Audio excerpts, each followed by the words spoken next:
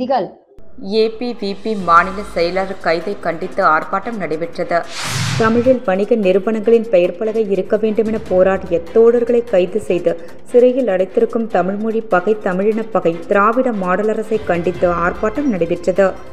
புதுச்சேரியில் வரும் ஜனவரி 12ஆம் தேதி முதல் 2 வீலரில் செல்வோர் ஹெல்மெட் கட்டாயம் அணிய வேண்டும். சிறிது நாட்களுக்கு பிறகு பின்னால் அமர்ந்து செல்வர்களும் ஹெல்மெட் அணிய வேண்டும் என்று உள்துறை அமைச்சர் நமச்சிவாயம் தெரிவித்துள்ளார். ஏபிவிபி மாநில செயலாளர் கைதை கண்டித்து ஆர்ப்பாட்டம் நடைபெற்றது. சென்னை அண்ணா பல்கலைக்கழக மாணவி பாலியல் வழக்கின் குற்றவாளியை பாதுகாக்க நினைக்கும் திமுக அரசினை கண்டித்து ஏபிவிபியின் ஆயன் நடத்தினார்கள். நூதன ஆர்ப்பாட்டத்தை சென்னை ராஜீவ்காந்தி அரசு மருத்துவமனையில் நடத்தியிருந்தனர். இந்த ஆர்ப்பாட்டத்தில் ஈடுபட்ட அமைப்பு மாநில செயலாளர் திரு யுவராஜ் தாமோதரன் மற்றும் உறுப்பினர்கள் தமிழக காவல்துறையினரால் கைது செய்யப்பட்டுள்ளனர். இந்த கைதினை கண்டித்து புதுச்சேரியை சார்ந்த அகில பாரதிய வித்யாந்திரி பார்சித் அமைப்பின் 100க்கும் மேற்பட்ட கண்டன ஆர்ப்பாட்டத்தில் ஈடுபட்டனர். இந்த ஆர்ப்பாட்டத்தில் பாதிக்கப்பட்ட பெண்ணுக்கு நீதி கேட்டு போராடிய மாணவர்களை கைது செய்த ஸ்டாலின் தலைமையிலான தமிழக அரசை கண்டித்து முழக்கங்களை எழுப்பினர். கைது செய்த அனைத்து மாணவர்களையும் விடுதலை செய்ய வேண்டி முழங்கினர். இந்த கண்டன ஆர்ப்பாட்டத்தில் அகில பாரதிய வித்யார்த்தி பார்ஷித் அமைப்பின் புதுச்சேரி கோட்ட ஒருங்கிணைப்பாளர் தீபன் தலைமை வகித்தார். அமைப்பு உறுப்பினர்கள் ஆர்த்தி, கோகிலா, கிருத்திகா, அகில், ஆர்பித் மற்றும் முரளி பிரசாத் உடன் இருந்தனர். மாநில இணை செயலாளர் பன்னீர்செல்வம் நன்றி கூறினார். தமிழில் வணிக நிறுவனங்களின் பெயர் பலகை இருக்க வேண்டுமென போராடிய தோழர்களை கைது செய்து சிறையில் அடைத்திருக்கும் தமிழ்மொழி பகை, தமிழின பகை, திராவிட மாடல் அரசை கண்டித்து ஆர்ப்பாட்டம் நடைபெற்றது. காஞ்சிபுரத்தில் வணிக நிறுவனங்கள் தமிழில் பெயர் பலகை வைக்க வேண்டுமென வலியுறுத்தி போராடிய தமிழர் விடுதலை கட்சி, தமிழர் கழகம், தமிழர் வணிக களம் இயக்கங்களைச் சேர்ந்த தோழர்கள் மேகநாதன், முகிலன், தமிழ்மணி, சங்கர் ஆகியோரை தமிழ்நாடு காவல்துறை கைது செய்து வேலூர் சிறையில் அடைத்திருப்பதை வன்மையாக கண்டிக்கிறோம். இந்த கைதை கண்டித்தும் உடனே விடுதலை செய்ய வலியுறுத்தியும் தமிழ் தேசிய இயக்கங்கள் சார்பில் இன்று ராசா திரையரங்கம் அருகில் கண்டன ஆர்ப்பாட்டம் நடைபெற்றது. உலகம் முழுவதும் அந்தந்த நாடுகளில், தேசங்களில் அவர்களின் தேசிய மொழியில், பொது மொழியில் பெரிய அளவில் பெயர் பலகை வைப்பதும் விளம்பரம் செய்வதும் இயல்பான ஒன்று. ஆனால் ஏடு வாய்ப்பாக தமிழ்நாட்டிலும் புதுச்சேரியிலும் தேசிய மொழியான தமிழை புறக்கணித்து அயல் மொழிகளில் எழுதுவது மிகுந்த கண்டனத்திற்குரியது, கவலைக்குரியது.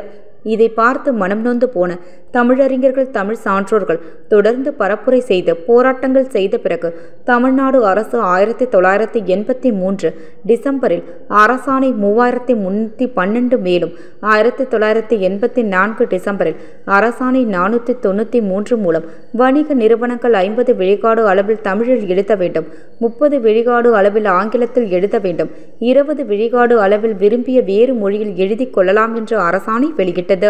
அதைத் தொடர்ந்து வணிக நிறுவனங்கள் பொதுமக்களுக்கு தங்களுடைய நிறுவனங்களின் பெயர்களை மாற்றினார்கள். காலப்போக்கில் தமிழ்நாடு, புதுச்சேரி அரசுகள் அதை தொடர்ந்து வலியுறுத்தாமல் கண்டுகொள்ளாமல் விட்டதால் இன்று கடைத்தெருவில் தமிழை காணவில்லை.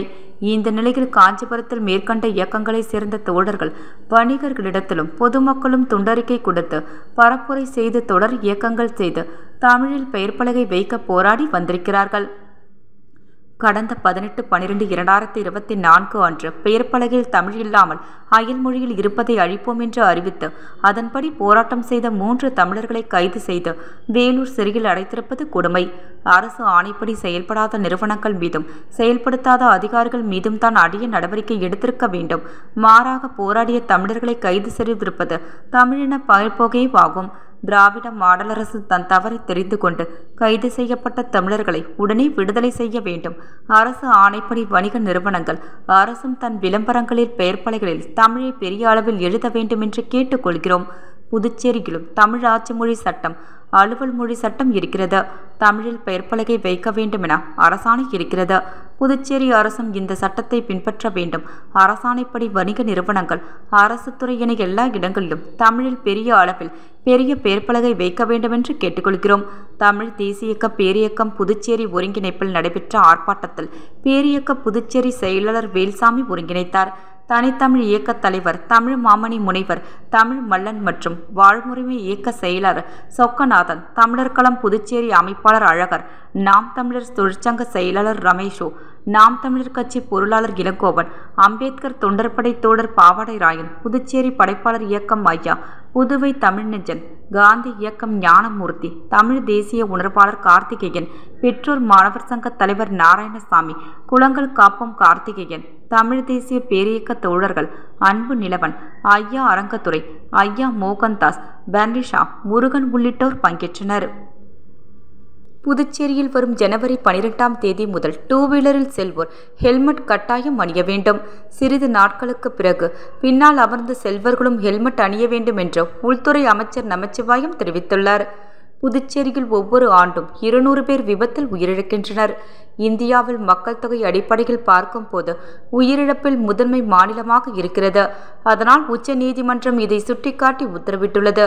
அதனால் ஜனவரி 11ஆம் தேதி துணைநிலை ஆளுநர் கைலாசநாதன், முதல்வர் ரங்கசாமி ஆகியோர் தலைமையில் தலைக்கவசம் அணிவது குறித்து மாபெரும் விழிப்புணர்வு பேரணி நடைபெறவுள்ளது. ஜனவரி 12ஆம் தேதி முதல் புதுச்சேரியில் இருசக்கர வாகன ஓட்டிகள் கட்டாயம் ஹெல்மெட் அணிய வேண்டும். முதலில் வாகனம் ஓட்டுவோர் அணிய வேண்டும். சிறிது நாட்களுக்கு பிறகு வாகனம் பின்னால் அமர்ந்து செல்பவர்களும் ஹெல்மெட் அணிய வேண்டும். சட்டத்துக்கு உட்பட்டு நடந்தால் அபராதம் 1000 ரூபாய் கட்ட வேண்டியதில்லை. புதுவை தனியார் திருமண மண்டபம் புத்தாண்டு பொங்கல் சிறப்பு வாழ்த்துக்கள் மற்றும் பொதுக்கூட்டத்தில் மாநாடு விழாவில் அன்புமணி மற்றும் ராமதாஸ் இருவருக்கும் மேடையில் வாக்குவாதம் ஏற்பட்டது. பாமக பொதுக்குழு ராமதாஸ், அன்புமணி இடையே கடுமையான மோதல்.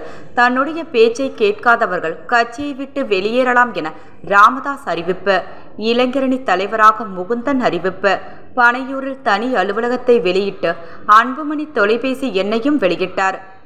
இளைஞரணி அமைப்பாளர் ராமதாஸ் மூத்த சகோதரி மகன் ராமதாஸின் பேரன் முகுந்தன் பாமக பொதுக்குழுவில் கடுமையான மேடையிலேயே வாக்குவாதம். ராமதாஸ் அன்புமணி மோதலால் யாரை ஆதரிப்பது என தெரியாமல் பாமக நிர்வாகிகள் குழப்பம். தைலாபுரம் தோட்டத்தில் பாமக நிறுவனர் ராமதாஸ் உடன் கட்சியின் மூத்த நிர்வாகிகள் தீவிர ஆலோசனை. பாமக தலைவர் அன்புமணியை சமாதானம் செய்ய குழு ஒன்றை அனுப்ப முடிவு செய்யப்பட்டுள்ளதாக தகவல். நாளை அன்புமணியை வரவழைத்து பேச்சுவார்த்தை நடத்தவும் திட்டம். புதுவை மாநிலம் உப்பளம் தொகுதிக்கு உட்பட்ட பகுதியில் கொசு தொல்லை நிலவி வருகிறது. அதனால் அரசை அணுகி தொகுதியில் தொடர்ச்சியாக மருந்து தெளித்து வருகின்றனர். அதேபோல 6 மாதம் ஒருமுறையாவது பெரிய வாய்க்கால் மற்றும் உப்பனார் வாய்க்கால் துருவாரும் பணியையும் தொடர்ச்சியாக சட்டமன்ற உறுப்பினர் அனிபால் கென்னடி அவர்கள் முழு கவனம் செலுத்தி மேற்கொண்டு வருகிறார். தற்பொழுது புயலால் பாதிக்கப்பட்டு வாய்க்காலில் மரங்கள் சாய்ந்து அடைப்பு ஏற்பட்டு விட்டது. ஆதலால் உப்பனார் வாய்க்கால் தூர்வார கோரி பொதுப்பணித்துறை செயற்பொறியாளர் ராதாகிருஷ்ணன் அவர்களிடம் உப்பளம் தொகுதி சட்டமன்ற உறுப்பினர் அனிபால் கென்னடி அவர்கள் கோரிக்கை வைத்தார். சட்டமன்ற உறுப்பினர் கோரிக்கை ஏற்று இன்று வானரப்பேட்டை சார்ந்த எல்லையம்மன் கோயில் மற்றும் காளியம்மன் கோயில் தொப்பு அருகாமையில் இருந்த உப்பனார் வாய்க்கால் முடியும் வரை நீர்ப்பாசன பிரிவு உதவி பொறியாளர் லூயி பிரகாசம் அவர்களுடன் சென்ற உப்பனார் வாய்க்காலை அனிபால் கென்னடி உப்பளம் தொகுதி சட்டமன்ற உறுப்பினர் பார்வையிட்டு பின்பு ஹிட்டாச்சி மிஷின் வைத்து வாய்க்காலில் உள்ள சாய்ந்த மரங்கள், பிளாஸ்டிக் குப்பை, மண் போன்றவற்றை தூர்வாரும் மிஷின் மூலம் சுமார் 10 லட்சம் செலவில் தூர்வாரி சீரமைத்தார். மேலும் ஆட்டுப்பட்டியிலிருந்து வானரப்பேட்டை வரை வாய்க்காலை கட்டை சீர் செய்யப்பட்டுள்ளது. அதேபோல உப்பனார் வாய்க்கால் முடியும் வரை சீர் செய்து கொடுங்கள் என்று வலியுறுத்தினார். உடன் தொகுதி செயலாளர் சக்திவேல், கிளை செயலாளர்கள் ராகேஷ், காங்கிரஸ் கலைவாணன் ஆகியோர் உடனிருந்தனர். ஆதிதிராவிடர் மற்றும் பழங்குடி இனத்தவர்களுக்கான தேசிய வாழ்வாதார சேவை மையம் மற்றும் நவயுகா கன்சல்டன்சி சர்வீஸ் நிறுவனமும் இணைந்து இன்று நடத்திய வேலைவாய்ப்பு முகாமில் புதுவை மற்றும் சென்னை மாநிலத்தை சார்ந்த Integra, Lucas TVL, Supreme, Muthoot, Cherry technologies, Motherson, LCS, global academy, Navayoga consultancy, ஹஸ்பர், டெலிஃபார்மர்ஸ், சவுதர்லாந்து குளோபல் போன்ற முன்னணி தனியார் நிறுவனங்கள் கலந்து கொண்டார்கள். இவ்வேலைவாய்ப்பு முகாமில் வேலைவாய்ப்பு வேண்டி 137 மாணவர்கள் கலந்து கொண்டார்கள். மேலும் இவ்வேலைவாய்ப்பு முகாமில் 35க்கும் மேற்பட்ட மாணவர்களுக்கு பணியாணை வழங்கப்பட்டது. முன்னாள் பிரதமர் மன்மோகன் சிங் மறைவையொட்டி அரசு சார்பில் மாஹேவில் உள்ள அரசு விருந்தினர் இல்லத்தில் முதலமைச்சர் ரங்கசாமி, துணை சபாநாயகர் ராஜவேலு, சட்டமன்ற உறுப்பினர் ரமேஷ், பரமபத், முன்னாள் அமைச்சர் வல்சராஜ் ஆகியோர் அஞ்சலி செலுத்தினர். தொடர்ந்து மன்மோகன் சிங் உடனான நினைவுகள் குறித்தும் அவரது செயல்பாடுகள் குறித்தும் முதல்வர் ரங்கசாமி பேசினார். சாரம் சுப்பிரமணிய சுவாமி கோவிலில் புரட்சி கலைஞர் கேப்டன் விஜயகாந்த் அவர்களின் 1ஆம் ஆண்டு நினைவு நாளை முன்னிட்டு என்ஆர் காங்கிரஸ் பிரமுகர் தணிகைவேல் என்கின்ற குமார் தலைமையில் வடை பாயாசத்துடன் மக்களுக்கு அன்னதானம் வழங்கப்பட்டது. இதில் ஏராளமான மக்கள் கலந்து கொண்டு பயனடைந்தனர் மற்றும் முக்கிய நிர்வாகிகள், ஊர் பொதுமக்கள், நண்பர்கள் கலந்து கொண்டு விழாவை சிறப்பித்தனர். ஏபிவிபி மாநில செயலாளர் கைதை கண்டித்து ஆர்ப்பாட்டம் நடைபெற்றது. தமிழில் வணிக நிறுவனங்களின் பெயர் பலகை இருக்க வேண்டுமென போராடிய தோழர்களை கைது செய்து சிறையில் அடைத்திருக்கும் தமிழ்மொழி பகை, தமிழின பகை, திராவிட மாடல் அரசை கண்டித்து ஆர்ப்பாட்டம் நடைபெற்றது. புதுச்சேரியில் வரும் ஜனவரி 12ஆம் தேதி முதல் 2 வீலரில் செல்வோர் ஹெல்மெட் கட்டாயம் அணிய வேண்டும். சிறிது நாட்களுக்கு பிறகு பின்னால் அமர்ந்து செல்வர்களும் ஹெல்மெட் அணிய வேண்டும் என்று உள்துறை அமைச்சர் நமச்சிவாயம் தெரிவித்துள்ளார்.